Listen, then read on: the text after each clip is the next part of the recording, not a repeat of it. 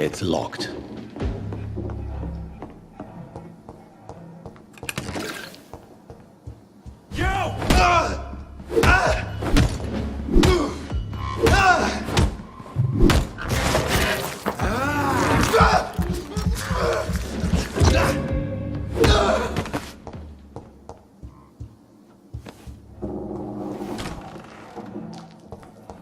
It's locked.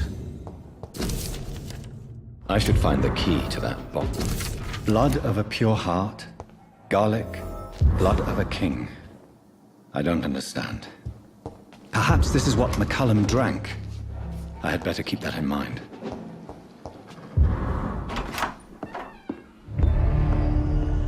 Edgar.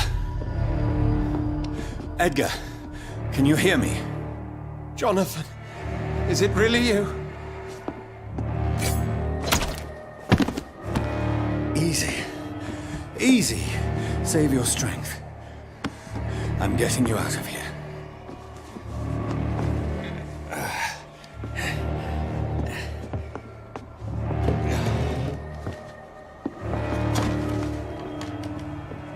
Don't try to spare me. As a physician, I know all too well when it's too late. Punctured lung, broken ribs, and internal bleeding. An accurate diagnosis, wouldn't you say? Edgar, what happened? They wanted me to confess. Beat me black and blue.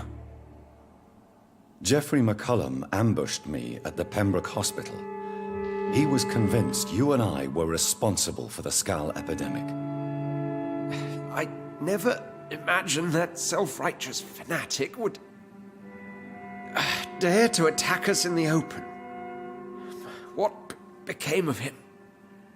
To prove him wrong, I let him go. Really? Are you sure that was the wisest course of action?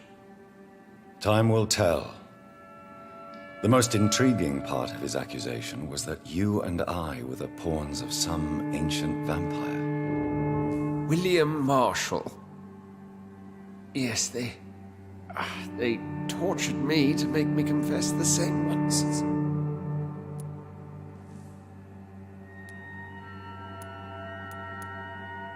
Edgar, as much as I would like to believe you, I have a few concerns that require clarification. What do you mean? William Marshall, for example. You speak of him as if you know him. How is that? Jonathan, I cannot say I'm ready for another round of questions.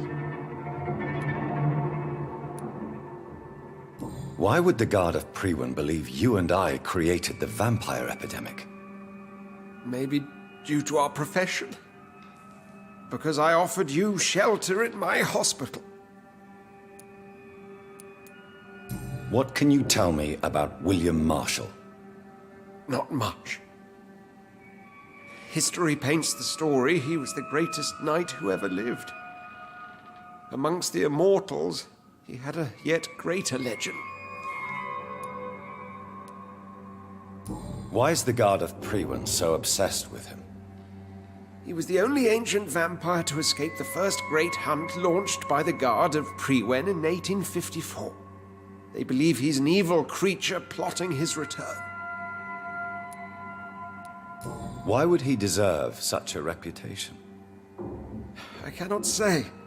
The Brotherhood of St. Paul's Stole has next to no intelligence on him. All I know is that he's supposed to be the oldest of all the British vampires. While investigating the epidemic, I read some of McCullum's findings. I think you have some explaining to do. I have nothing to hide, Jonathan. Nothing at all. Do you know Doris Fletcher's real name? No, I'm afraid not.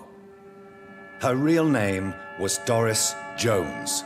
She was the daughter of Harriet Jones. What do you want me to say, Jonathan? Do you remember when we suspected Sean Hampton of killing Harriet Jones? Yes. The terrible episode that came as a shock to us all. Harriet Jones faked her own death. When I found her in the sewers, she confessed she wanted everybody to pay for what happened to her. That woman was extremely bitter, full of hatred and festering anger.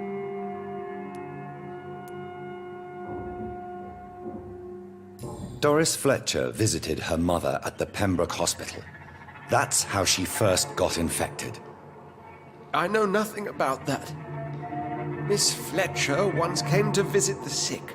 That is all I know. No, Edgar, there is more. Doris Fletcher was Harriet Jones's daughter.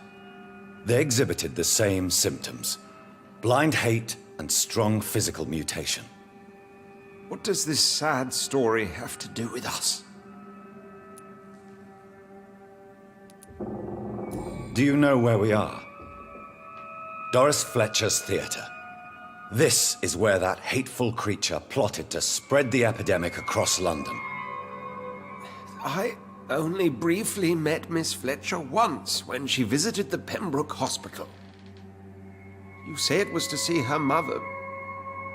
She seemed like such a sweet and graceful woman. My point exactly. The disease turned her into a bitter soul, driven by vengeance just like her mother. A symptom of all the infected patients. Certain diseases are known to produce similar effects. Rabies, for example. And rabies is not the devil at work. Come on, Edgar. Don't you see the pattern here?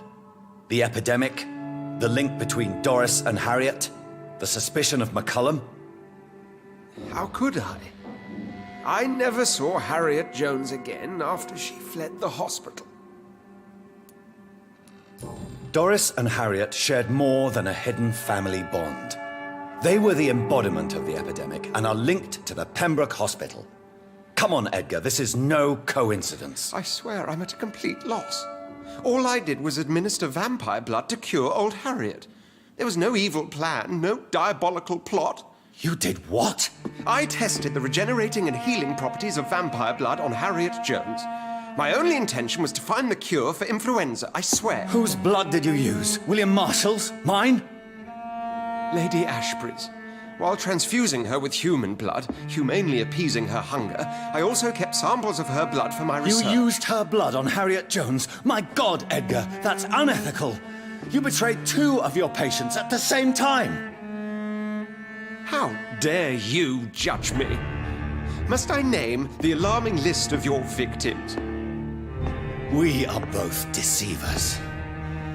But at least I know I'm a monster. You have worked beside me. You saw what I'm doing at Pembroke Hospital. Jonathan, you know I'm not an evil soul. Just another victim of this tragedy.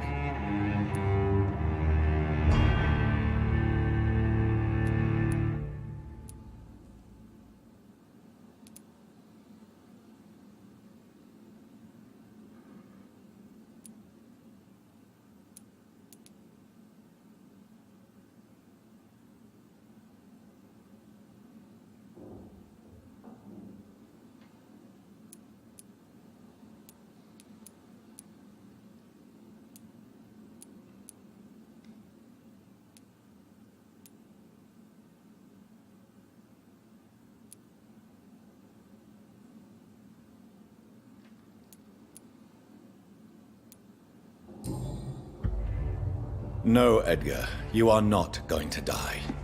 Unless you want to. What do you mean?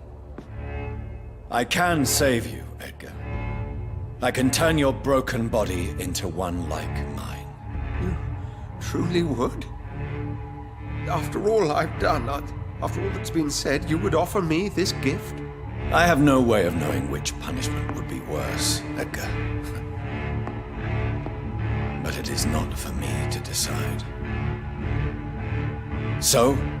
Oh, please, Jonathan, please. I beg you. This is what I've always wanted. This is what I've always searched for. Very well, then.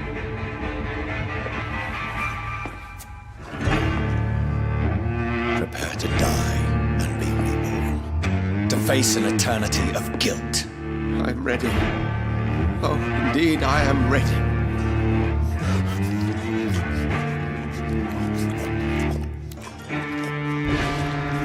Enough!